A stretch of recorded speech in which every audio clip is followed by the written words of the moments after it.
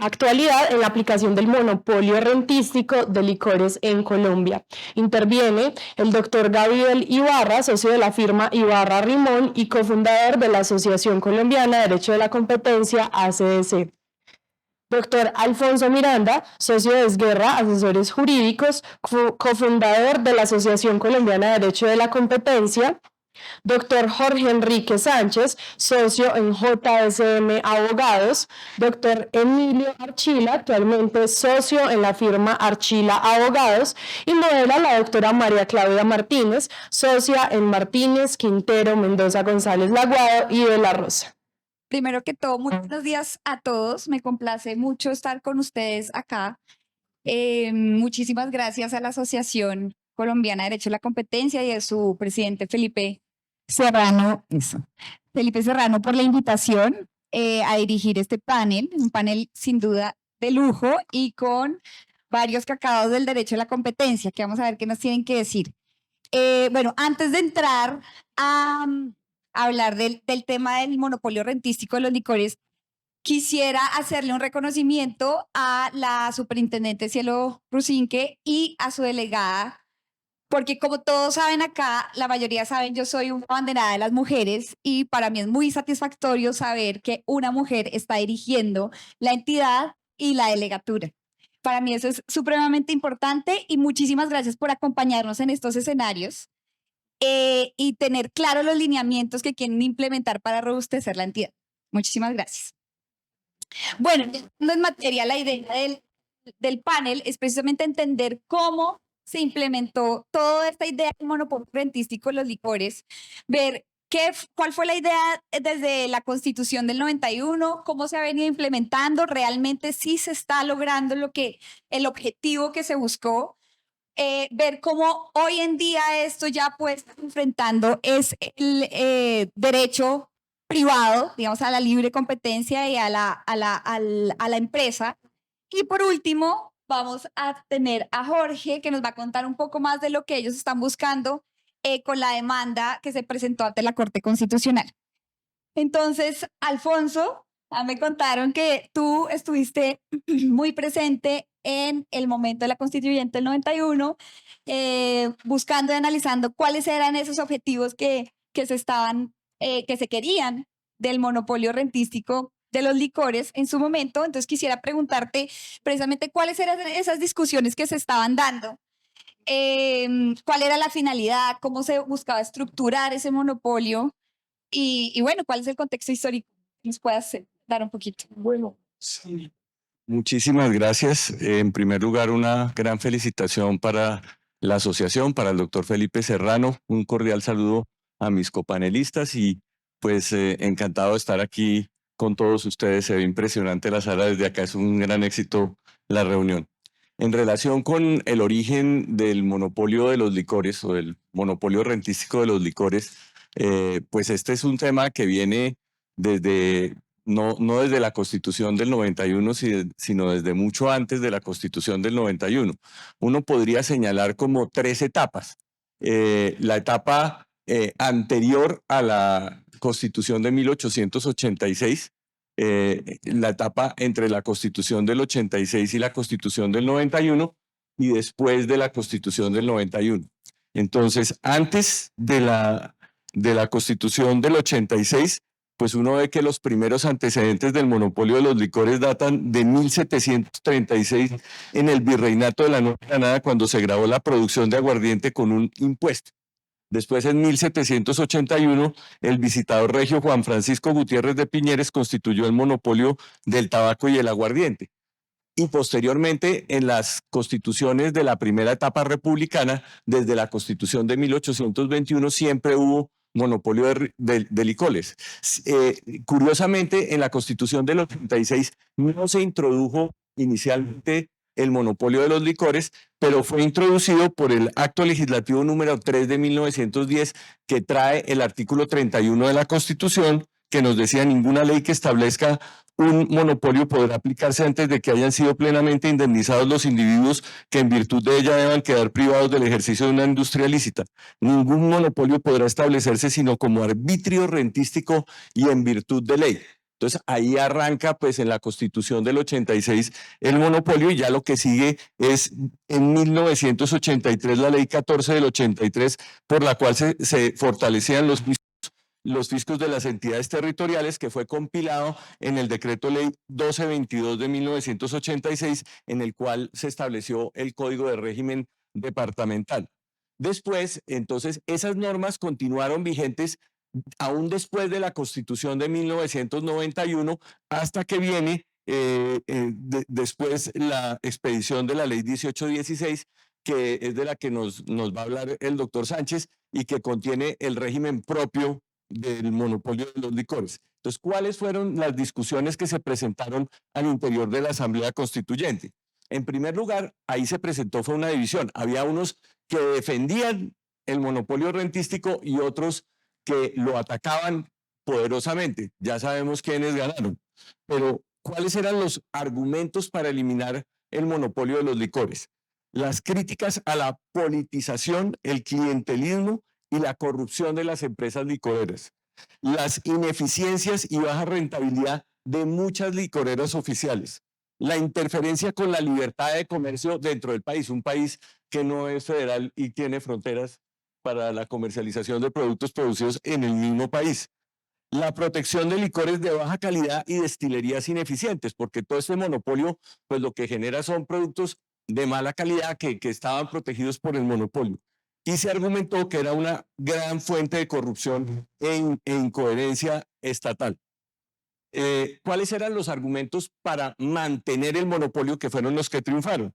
Que es una importante fuente de ingresos para los departamentos, que no tenía sustituto. Entonces, como que en esas discusiones de la Asamblea Constituyente es que los departamentos viven de eso, que permite un mejor control de calidad del licor y del contrabando, que no es cierto, que evita el monopolio estatal, que un monopolio que es estatal pase a manos privadas, y se consideraba que si se quitaba el monopolio rentístico se iba a volver un monopolio privado, y que era mejor que fuera un monopolio público, que permite controlar el consumo de alcohol, que se considera como un vicio, cosa que pues digamos no sirve para eso, y no ha sido ese nunca un efecto del monopolio rentístico, y que hay dudas sobre la capacidad de un impuesto para generar los mismos ingresos.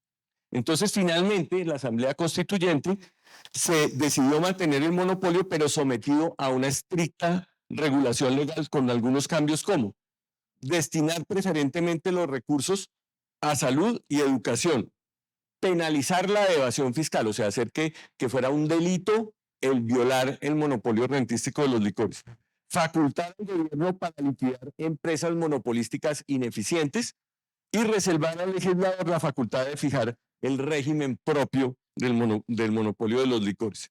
Entonces, lo que se buscó en la Asamblea Constituyente fue un balance entre mantener la fuente de ingresos para los departamentos, pero dotarlo de un control más importante.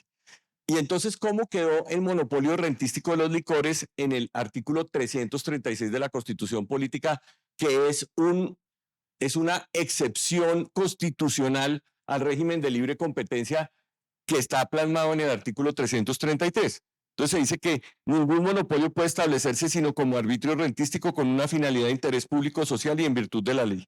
Que la ley que establezca un monopolio no puede aplicarse antes de que se hayan indemnizado los individuos que desarrollen una actividad lícita. Que la organización, administración, control y explotación de los monopolios rentísticos está sometida a un régimen propio que fija la ley. Que las rentas obtenidas en el ejercicio de los monopolios de suerte de azar pues se utilizan para la salud y para la educación, en el caso del monopolio de licores, y para la salud solamente en el caso del monopolio de los juegos de suerte de azar. Que la evasión fiscal en materia de rentas provenientes de los monopolios rentísticos es un delito, y que el gobierno va a enajenar o liquidar las empresas monopolísticas del Estado y otorgar a terceros el desarrollo de la actividad cuando no cumplan los requisitos de eficiencia en los términos que determine la ley. Después, pues ya de la Constitución del 91, entonces 25 años más tarde, porque se demoró muchísimo, se expide la ley 1816 del 2016, que yo creo que el doctor Archila va a explicar cómo funciona, las características que eso tiene, y entonces pues ¿Qué conclusión tengo yo, María Claudia, de la historia del monopolio rentístico? A mí me parece que es como una especie de fósil que quedó dentro de la Constitución del 91 que proviene de épocas coloniales. Y quiero concluir con una cita del famosísimo documento de Derecho y Economía del asesinado profesor Enrique Lorca, que escribió un documento que está en las actas de la Asamblea Nacional Constituyente, ya fallecido él, el documento se llama El Estado Cantinero, un cuello de botella. Y nos dice el doctor Enrique Lomurtre, con esto cierro, dentro del tiempo que me fue conferido con algunos segundos de distancia, se ha comprobado en el presente documento que con la presencia del monopolio de licores destinados se ha originado en el contexto nacional un sinnúmero de deficiencias, imperfecciones y anarquías que son necesarias superar para lograr el bienestar de la sociedad. Estas anomalías cubren aspectos como se analizó anteriormente, van desde malas calidades de productos que atentan contra la salud, ineficiencias e improductividades y bajo porcentaje de rentabilidad sobre una actividad que puede comprobar que es lucrativa, hasta oprobiosas e inescrupulosas administraciones de los recursos estatales, empresas y tributos. Ante esta connotada verdad, es indispensable acabar con el fatídico monopolio de los licores y propugnar por la privatización de las empresas, que traería además un gran número de beneficios. Las diferentes trabas que imponen las licoreras para defender sus productos de la competencia de licores foráneos han originado efectos indeseables en contra del libre comercio y, en últimas, más bien han favorecido el contrabando y la corrupción, puesto que se ha otorgado la responsabilidad a funcionarios deshonestos, como son los resguardos departamentales, que han convertido en un verdadero antro de podredumbre. Eso dijo el doctor Lomurtre. Gracias, María Claudia. Muchas gracias, Alfonso. Y yo acá quisiera preguntarle al doctor Archila si estaría de acuerdo con lo que afirmó Alfonso sobre que esta excepción del monopolio rentístico es un fósil. Bueno, muchas gracias y muchas gracias por la pregunta. Yo tengo esta sensación curiosa que, digamos, con el doctor Miranda y conmigo, no, lo de los fósiles en los eventos se nos ha convertido, porque como somos los más viejos del tema, entonces siempre, no, la parte correspondiente a la arqueología nos toca. Pues lo mismo que le pasaría a la superintendente, cualquier cosa en que uno no vaya a estar de acuerdo con Enrique Lomurtre, si uno es externadista, es como un drama, pero no estoy de acuerdo. Y no estoy de acuerdo por varias razones. La primera razón es, digamos, la distinción que hay entre la forma como se trata en el artículo 333 el punto referente a la posición del Estado frente a la posición dominante y la posibilidad de tener monopolios. Esa diferencia de terminología fue explícita y hace una connotación gigantesca. Hay unas áreas de la actividad económica en las cuales se optó por el modelo de libre competencia con restricciones, y hay unas áreas en donde se previó que iban a haber actividades que iban a estar consagradas al Estado, reducidas al Estado, que iban a ser propias del Estado. Tenemos en esa medida la utilización del espectro, tenemos en esa medida impartir justicia, tenemos en esa medida el comercio de armas. Y la excepción en ese caso, en mi opinión, aún desde la Constitución misma, es un paso arriba, y es: no, señores, nunca van a estar para la libre comercio. Y las reglas que les vamos a aplicar son unas reglas completamente distintas, y la lógica que se va a aplicar es una lógica completamente distinta. Entonces, yo no creo que uno pueda hacer la valoración de si es una buena idea o no una buena idea con un criterio de libre comercio o de libre competencia, porque lo que dijo el constituyente fue algo completamente distinto. Pero la otra razón, y en obviamente tiene una diferencia en la historia nuevamente de Pocho y mía, es que yo he sido burócrata. Y yo no creo realmente que las entidades públicas sean, como lo describe Enrique Lobo, y él fue funcionario público muchas veces, sea algo malo per se, y sinceramente no creo que el sector privado en todos los casos sea mejor que el sector público. Entonces, corrupción hay en el sector público y en el sector privado. Ineficiencias hay en el sector público y en el sector privado. Ahora, cuando se consagran actividades a las entidades públicas, el marco dentro del cual tienen que obrar las personas, el conjunto de estímulos, el conjunto de controles que deben darse son completamente distintos. Entonces, yo crearía, y qué pena que me haya extendido, uno, creo que hay hay una diferencia que está un paso adelante y creo que fue legítimo en su momento decir, van a haber monopolios y esos monopolios van a ser rentísticos, porque el Estado lo que está diciendo es, los recursos que se produzcan de esto los voy a utilizar yo, porque yo soy quien decide cómo se maneja el bien común.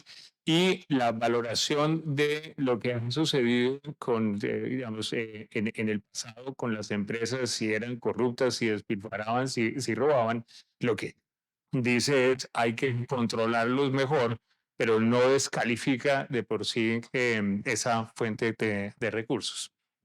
Muchísimas gracias, doctora Archila. Y precisamente usted habla del sector público y del sector privado.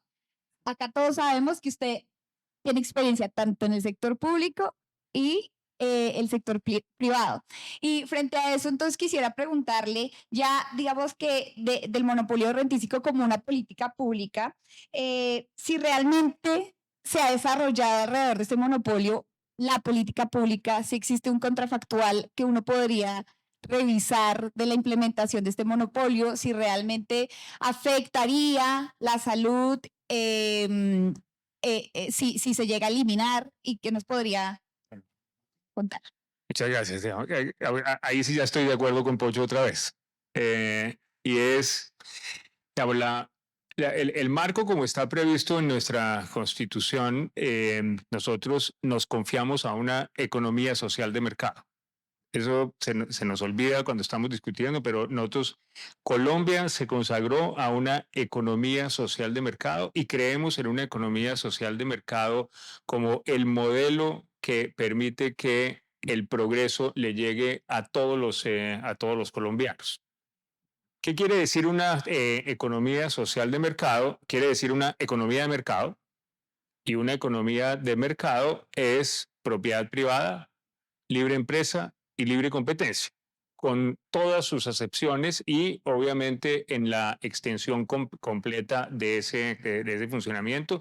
Y quiere decir que Colombia cree que la manera de generar ingresos, distribuir los recursos, satisfacer las necesidades, se logra a través de una economía de mercado.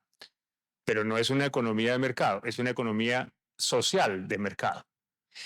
¿Qué quiere decir una economía social de mercado? Que en la misma Constitución señalamos la dirección de la economía está en cabeza del Estado y el Estado tiene la capacidad de intervenir. Pero esa intervención tiene como parámetro un marco constitucional que la Corte ha venido desarrollando con gran detalle.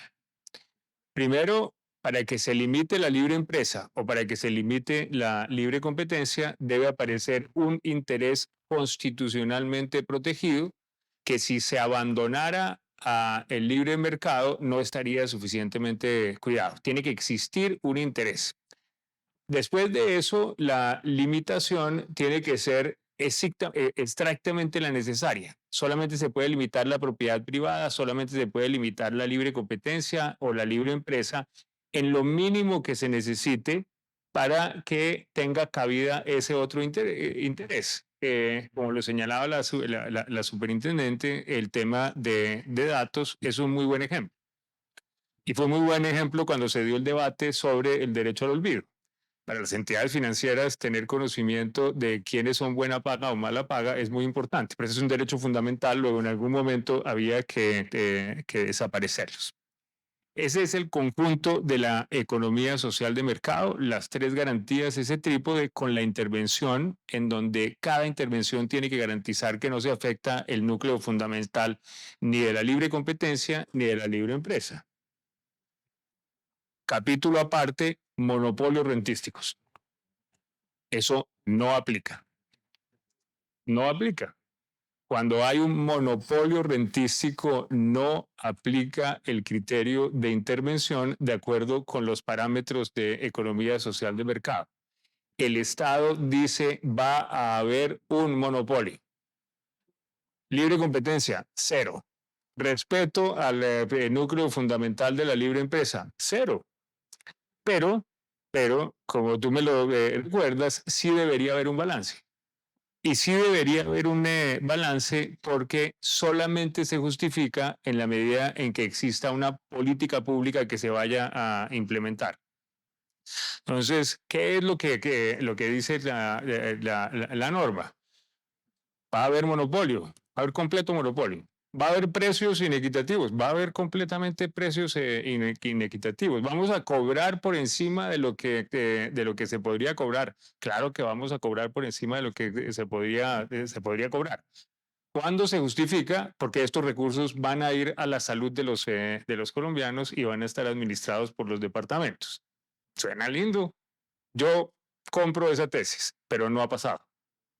Y no ha pasado porque la implementación ha sido un desastre. ¿Qué decía la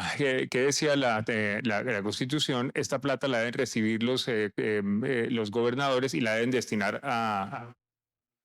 ¿Cómo se debería haber hecho el análisis según la ley? Entre el gobernador y la asamblea deberían haber hecho un análisis. Aquí hay súper expertos en análisis económico del derecho. ¿Cómo va a estar mejor el departamento? ¿Cobrando el impuesto al consumo o teniendo el monopolio? Si resulta que va a estar mejor cobrando el impuesto al consumo, usted no puede adoptar el monopolio en su departamento. Tiene que cobrar el impuesto al consumo. Si le va a ir mejor al departamento teniendo el monopolio, usted está abierto para tenerlo en cualquiera de las modalidades que tiene. Ese análisis no lo ha hecho ningún departamento en Colombia.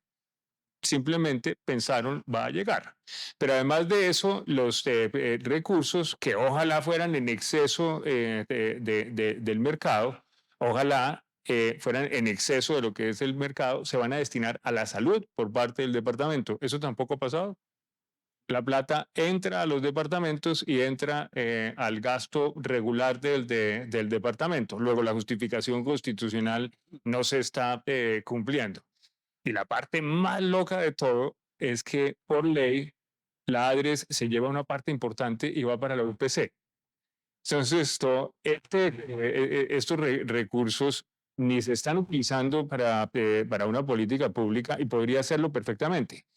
Hay prohibiciones al alcohol, hay restricciones para venderle a los menores de 18 años, hay restricciones en cuanto a la publicidad. Luego, perfectamente, no, ahorita le estamos poniendo un sobreprecio a la comida que tiene gordo o que tiene azúcares, etcétera. Obvio que se justificaría tener los precios muy por encima de los precios de mercado si se fueran para salud. No lo está haciendo, no existió el análisis.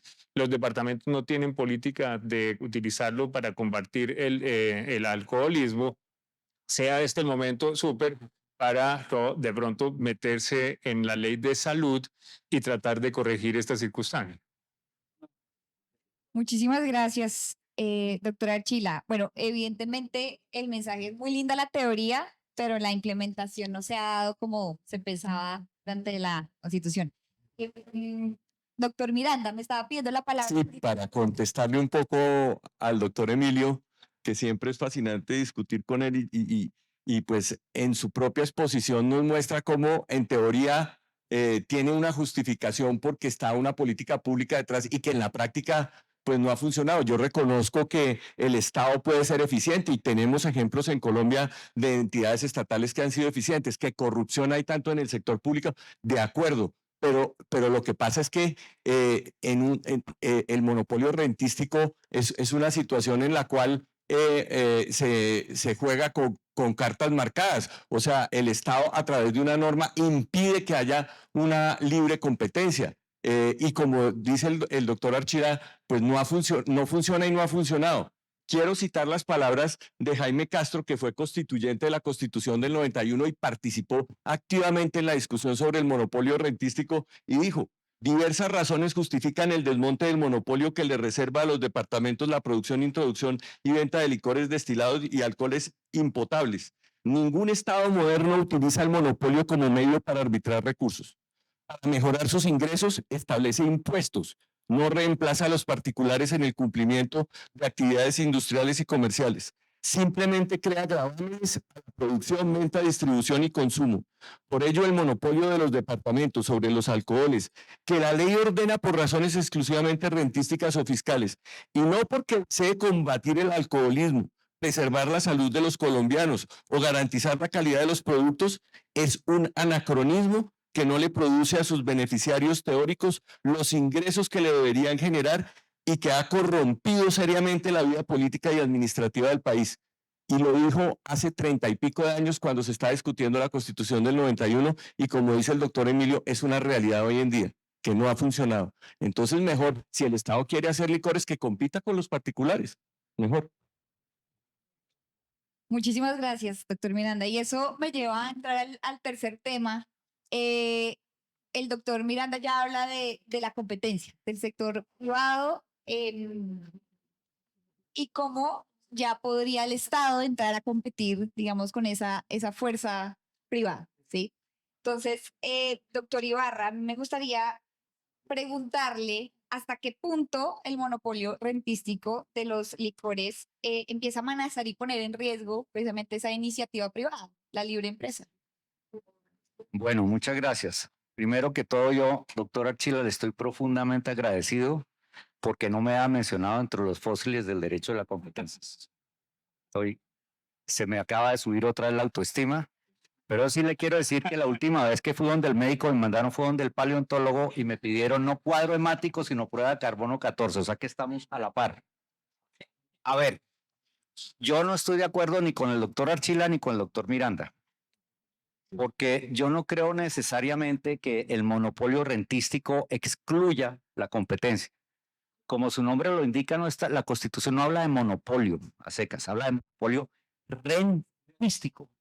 Es decir, el monopolio es sobre las rentas, no sobre el mercado. Lo que pasa es que aquí ha habido y lo dice la misma Corte Constitucional, si ustedes miran la sentencia sobre el tema, la Corte es consistente en decir que el monopolio no puede descartar la iniciativa ni la actividad privada. El tema es que en la práctica el monopolio rentístico se ha confundido con el monopolio de mercado y ahí es donde comienzan a cruzarse los cables y donde comienzan a estar todos los problemas.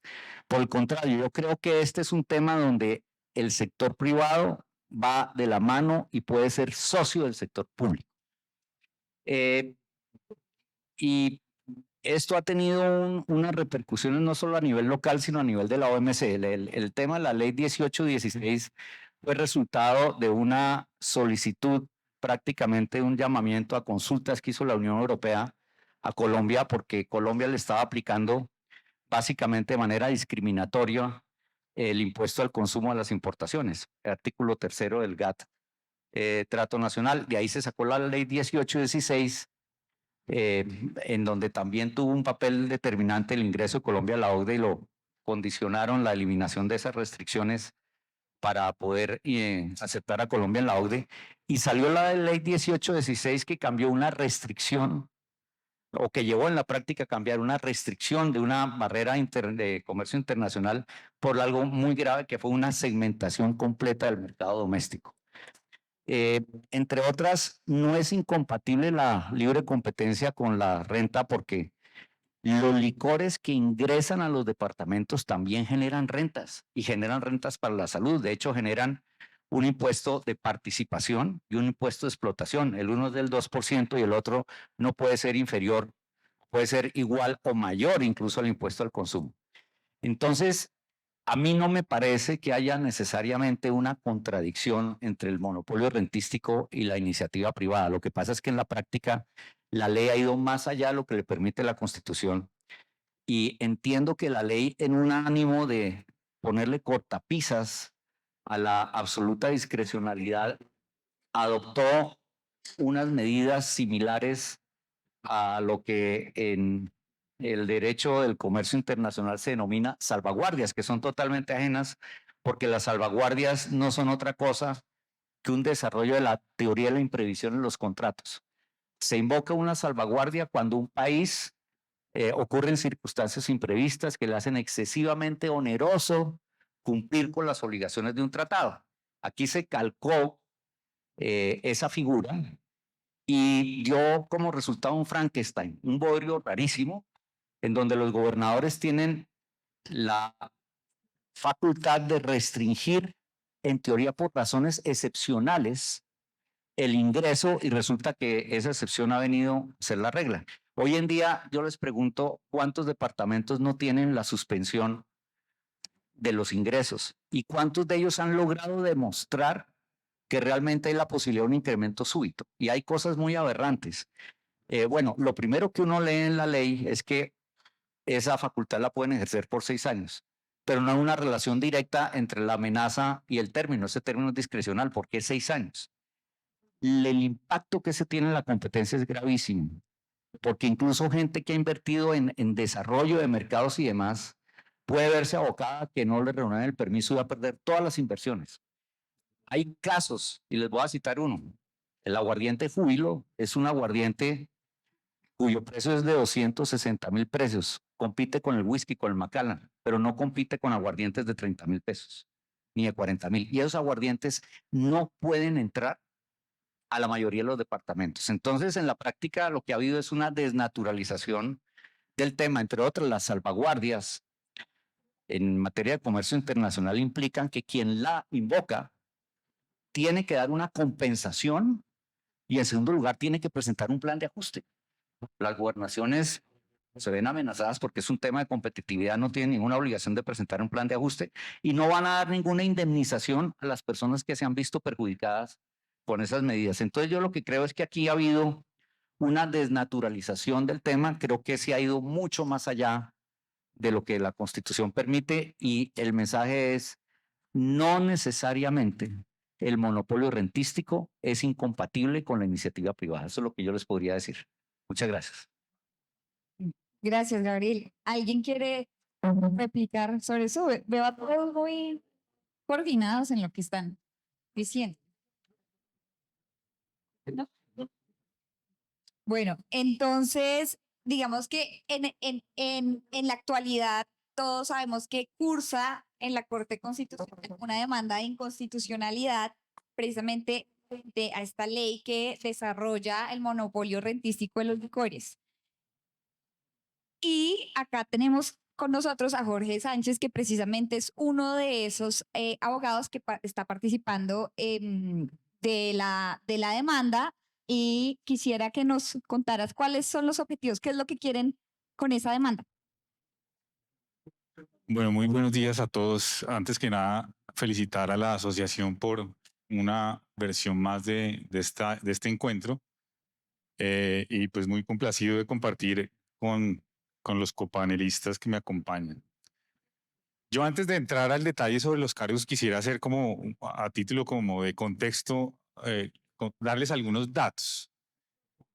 La ley 1816 de 2016 se expidió tratando de resolver una dinámica que ocurría en los departamentos, que era de abierta arbitrariedad de las entidades departamentales, de los gobernadores, que a pesar de la jurisprudencia que había aclarado de muchas maneras, la jurisprudencia del Consejo de Estado y de la Corte Constitucional, que el monopolio rentístico es rentístico y no de mercado, ejercían sus competencias o interpretaban que el monopolio les atribuía una cantidad de poderes extraordinarios y eso estaba de alguna manera amparada en el régimen previo a la ley 1816.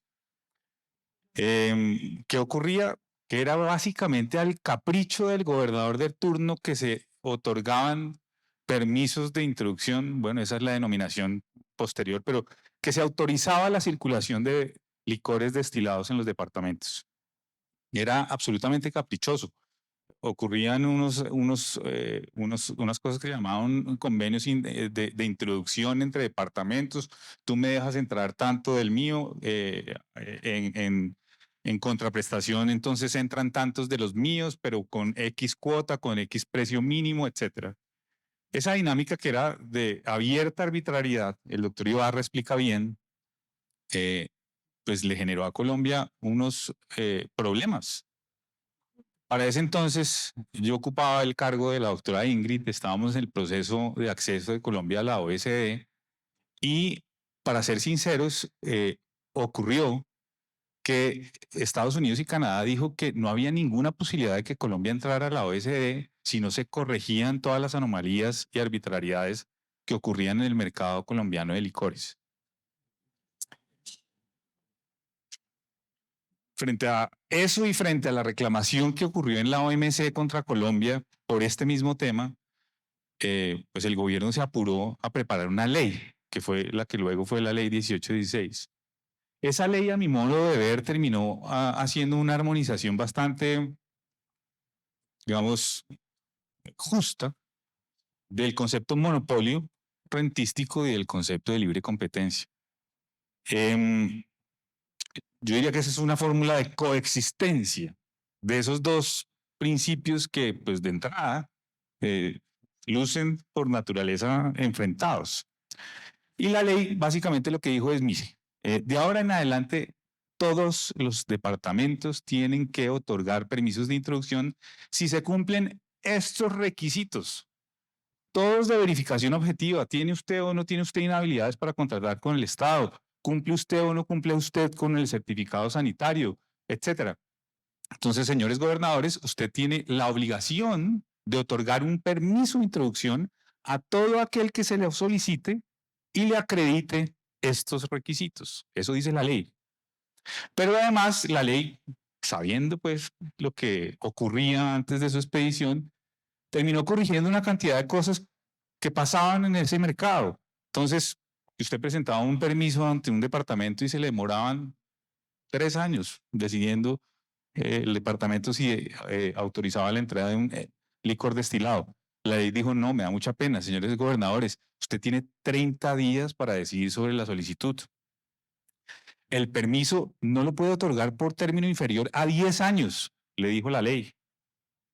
Señor gobernador, usted no puede imponer cuotas. Si usted otorga el permiso, está otorgando el permiso para que se venda lo que se compre en el departamento. Señor gobernador, usted no puede imponer precios mínimos, que eso era otra práctica frecuente en los departamentos. Usted entra el producto X destilado, pero lo tiene que entrar y no lo puede vender por debajo del precio tal. Usted tiene estas razones y solamente estas razones para negar el permiso y tiene estas razones y solamente estas razones para revocarlo. Y si ustedes leen la ley incorporó unas funciones para la superintendencia explícitamente atribuidas y adoptó un principio de no discriminación en la circulación de esos bienes. Entonces, digamos que la ley en general, en términos generales, me parece a mí, terminó haciendo lo que yo llamo una fórmula de coexistencia del monopolio con principios como el de la libre competencia, reconociendo la libre competencia incluso en la operación del monopolio mismo. Pero todo eso que logró la ley, que fueron, digamos, 2 pasos adelante, o mejor, un paso adelante, terminaron 2 pasos atrás con la adopción en la misma ley del artículo 28. El artículo 28, como bien lo explicaba el doctor Ibarra, es básicamente un fusilamiento de la norma del GATT que habla de las salvaguardas y que sustituye la palabra importación por introducción. Y entonces le atribuye al gobernador la posibilidad de que, habiendo otorgado el permiso de introducción de un determinado destilado, o mejor, de un aguardiente, que el artículo está vinculado es al aguardiente, se llama protección del aguardiente colombiano. Entonces puede el gobernador adoptar la salvaguarda. Y la salvaguarda implica que por los 6 años siguientes no se expedirán nuevos permisos de introducción. Y la norma dice que el gobernador puede tomar esa salvaguarda por 6 años prorrogables indefinidamente, pero adicionalmente, frente a un concepto que tiene de amplio de largo y de ancho como la amenaza de la producción local. Cuando usted mira el trámite de la ley, ese artículo se adopta ya adelante en el trámite legislativo y se invoca, mucho cuidado con esto porque esto empata con lo que voy a decir sobre la demanda de inconstitucionalidad, se invoca la necesidad de proteger el aguardiente colombiano como un producto de la identidad cultural colombiana. Nada se dijo en el trámite legislativo y nada se dice en el artículo 28 sobre el hecho de que ese sea una herramienta para proteger las rentas de salud y educación de los departamentos. Eso nunca se dijo cuando se adoptó la norma. ¿Qué pasó? Luego de 2016, todos los departamentos con licores, salvo el departamento de Caldas, adoptaron la salvaguarda. Todos.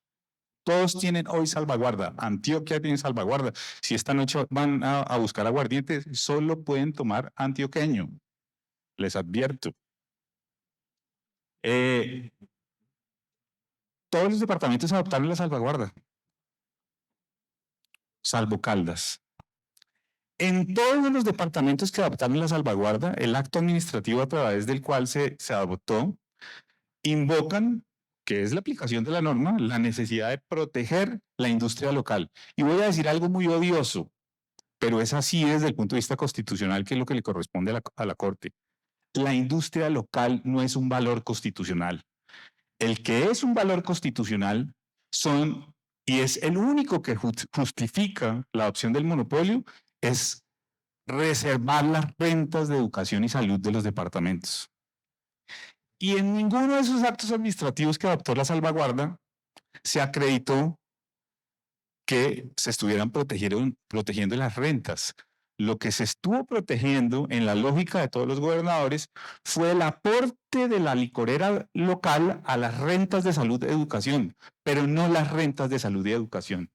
Si ustedes miran el acto administrativo a través del cual la Gobernación del Valle adoptó la salvaguarda, está claro que las rentas de salud y educación estaban creciendo, pero que el aporte de la industria licorera del Valle a esas rentas estaba decreciendo. Y entonces se adopta la salvaguarda. Y eso tiene un impacto muy particular. Nosotros hicimos un ejercicio con cifras de ASIL que muestra que los departamentos que adoptaron salvaguardas decrecieron en unidades de aguardiente en los últimos, desde 2016 a 2023, un 21%. O sea, el número de unidades vendidas de aguardiente decreció en un 21%, mientras que los departamentos que no adoptan régimen de salvaguarda, que regularmente son los departamentos que no tienen licorera departamental, donde la oferta de aguardiente es la más amplia posible, crecieron en un 49%. Entonces, lo que estamos tratando de explicar ahora a la Corte es que ese artículo 28 no declara entre sus finalidades proteger las rentas. No lo declararon en el trámite legislativo y no sirve para proteger las rentas departamentales de salud y educación. ¿Cuál es la consecuencia de esto? Que con un discurso que en realidad, y lo digo con esta palabra porque no encuentro otra manera de decirle, que yo creo que es un chantaje, se pone a la Corte a decir sobre un dilema que es falso. La Corte no está decidiendo sobre si privilegia la libre competencia o la posibilidad de que se financien hospitales. Eso no es verdad. Ese dilema no es real. La Corte no va a tener ni siquiera que decidir sobre o hacer un ejercicio de ponderación. Lo que estamos planteando a la Corte es que esa norma implica una restricción de la libre competencia y es absolutamente injustificada porque no sirve a ninguna finalidad constitucional legítima como sería la protección de las rentas de salud y educación. Y en cambio hace que el Estado colombiano se comporte como una especie de Estado federado donde hay 32 aduanas locales que ya tratándose no de los aguardientes locales, sino de los aguardientes importados, el uso, la grapa, que cumplen pues con las características de lo que es un aguardiente según el reglamento técnico, tendrían que superar una aduana nacional y además una aduana departamental. Por último, esto es tan ineficiente en tantos sentidos que si usted está en Bogotá y necesita una botella de aguardiente de aquellos restringidos por cuenta de la salvaguarda, digamos un aguardiente amarillo, lo puede comprar en una tienda estampado en Tolima, estampillado en Tolima, pero también lo puede pedir por Mercado Libre. Y eso en la práctica es contrabando de productos nacionales. Entonces, este es el debate que estamos llevando a la Corte. A nosotros nos parece, detrás de esto además está todo lo que decía el doctor Enrique Lomultra hace muchos años, y es que obviamente no se puede generalizar en estos escenarios, pero sí es oprobioso ver las ineficiencias, llamémoslas por ahora, de el comportamiento de muchas de esas licoreras. Tanto que muchas de ellas quebraron a pesar de tener el amparo de un mal interpretado monopolio. Y eso es lo que hemos llevado a la Corte a debatir. Estamos convocados a una audiencia el 7 de octubre próximo. Estamos solos en el debate. Casi todos los intervinientes abogan por la constitucionalidad de la norma. No, ahí vamos a estar. Tristemente, la intervención de la superintendencia así también lo dijo, pero bueno, es un debate absolutamente válido y lo haremos con todo el respeto ante la Corte. Muchas gracias, Jorge. Ya vamos a pasar entonces a las réplicas. Ambos me pidieron la palabra. Empecemos por el doctor Miranda y después el doctor Archila, como la Gracias. tesis que le están planteando a la Corte. Gracias, pues muy brevemente, pero a mí sí me parece importantísimo que la Corte Constitucional vaya a hacer este análisis y no estarán solos, ahí nos convocan al CEDEC para que hablemos de ese tema, la ACDC también está convocada, el doctor Ibarra está convocado, así que habrá un debate muy interesante. Bueno, no sé, pero la inmensa minoría.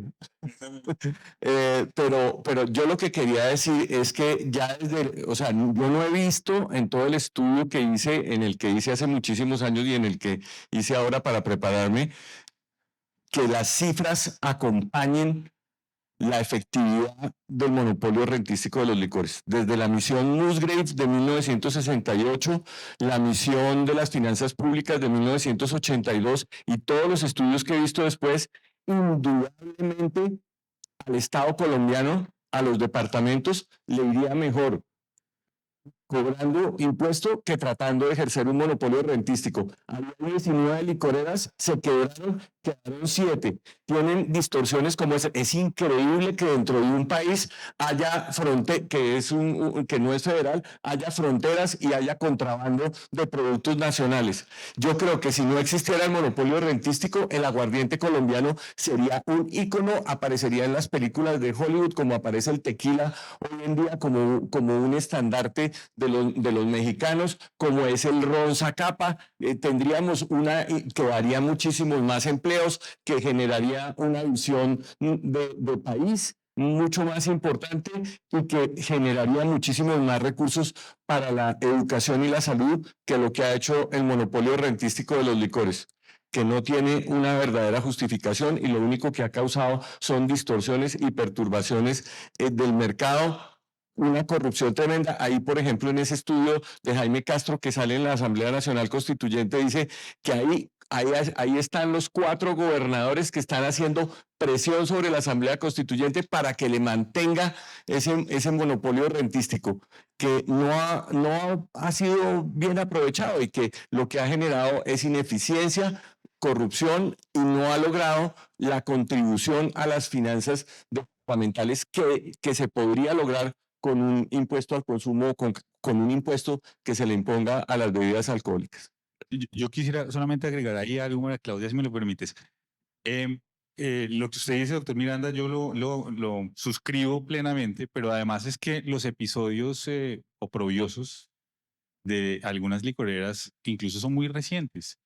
Yo tuve acceso y presenté dentro de unas reclamaciones judiciales y disciplinarias unas pruebas de botellas de aguardiente etiquetadas con la cara de un político en campaña. Y los políticos beneficiarios de semejante regalo van y hacen campaña en los pueblos regalando aguardiente con la etiqueta, con su nombre y su lema en municipios de los departamentos. Claro, uno tiende a pensar que como se trata de un licor destilado, pues que no es un producto virtuoso, que es para emborrachar a la gente, pero eso es robar, eso es como ponerle, eso es el equivalente a una empresa pública que llámese Ecopetrol, que le sacan crudo de un tubo. ¿Sí me explico? Es tan grave como eso. Y no puede uno perder de vista que sigue siendo grave a pesar de que el producto no sea un producto virtuoso. Y eso solamente para mencionar un episodio que a mí me parece escandaloso, y es como escandaloso me parece que estas empresas o muchas de ellas son exitosas y lo hacen bien y tienen gerentes competentes y innovan en el mercado y eso está bien. Pero usted lo acaba de decir, la mitad de ellas se quebraron teniendo el amparo de un monopolio que se suponía las iba a proteger. Y esas que son eficientes podrían competir en un escenario de libre competencia y ser un ícono de su departamento y un motor de crecimiento. Doctor Archie. Gracias. Otra vez no estoy de acuerdo, ya no estoy de acuerdo con los tres. Entonces, primero, no hay tal cosa, en mi opinión, como una distinción entre el monopolio del mercado y el monopolio rentístico. Y voy a volver a explicarlo. Lo que la Constitución permite es que se cree un monopolio de mercado y que ese monopolio de mercado sea utilizado para generar rentas. ¿Cómo se comprueba eso? Porque se parte del supuesto de que esa era una actividad de privados a quienes hay que previamente indemnizar. Cuando se indemniza a quien se está sacando de un mercado, se está partiendo de la base de que se le está sacando del mercado. Y lo que está previendo es, vamos a tener un monopolio y vamos a generar recursos para una política pública.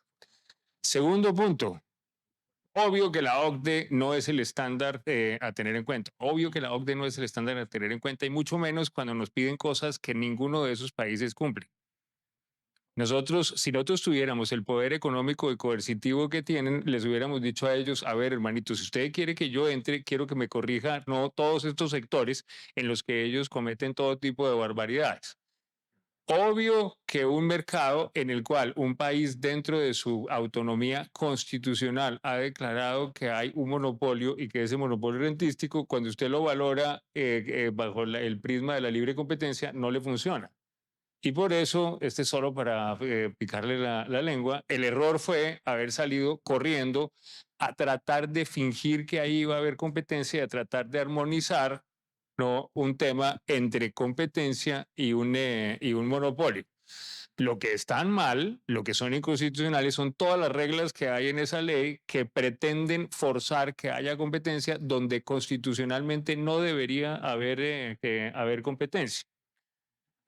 Siguiente y último, no existe tal cosa, ilustres doctores, como inconstitucionalidad por corrupción.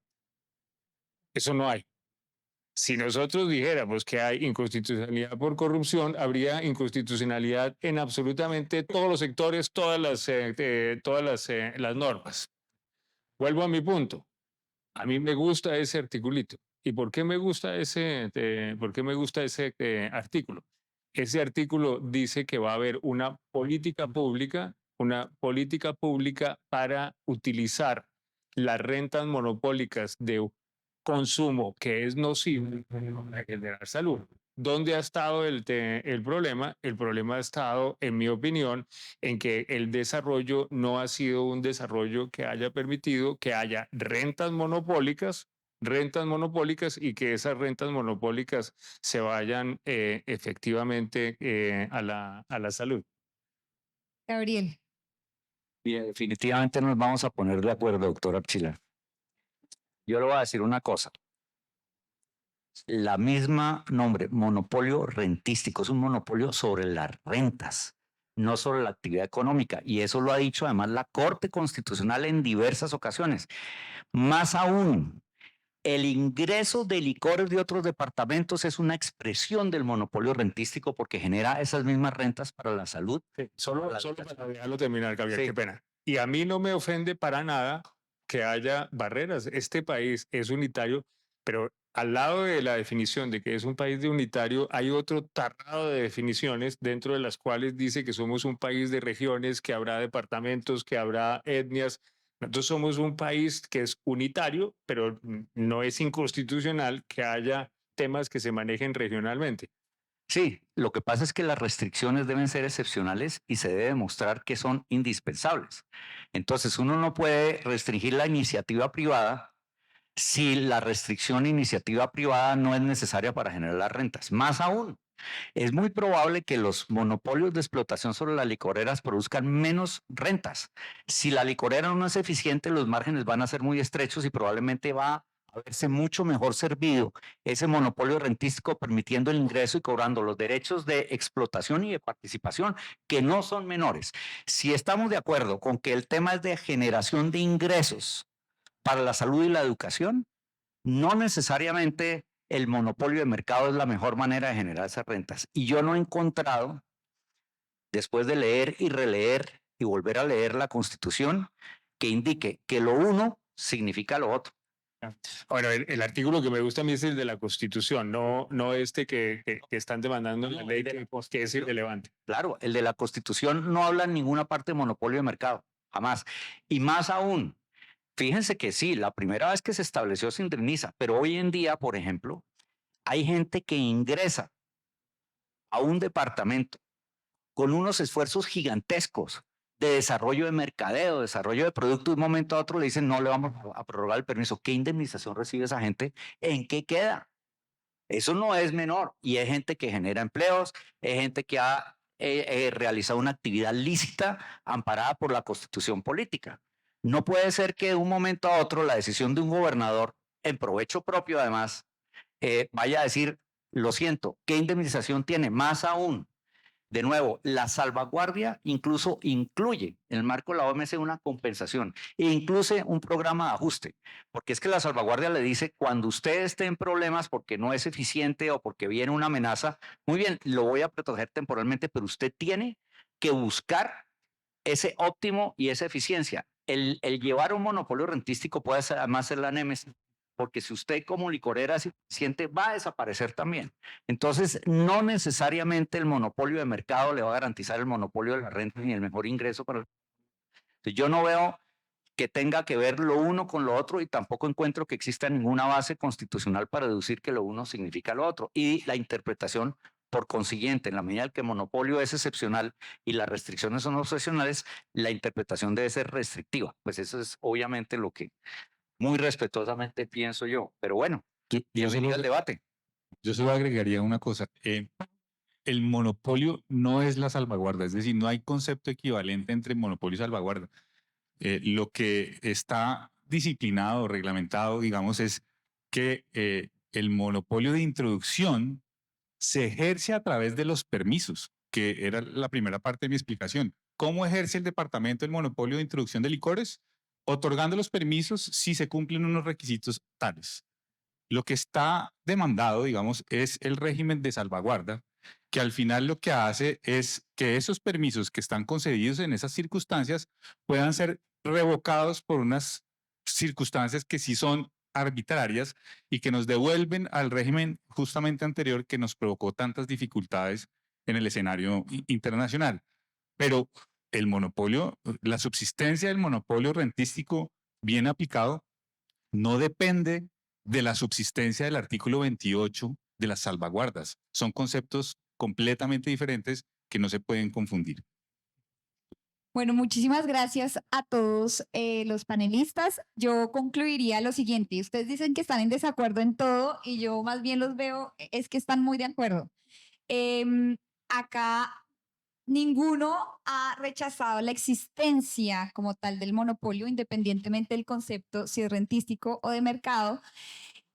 Lo que sí, y todos están de acuerdo con que sería ideal que efectivamente se implementara una política pública que buscara eficiencias en el ingreso para la salud y la educación de ese monopolio, de esa excepción de libre mercado.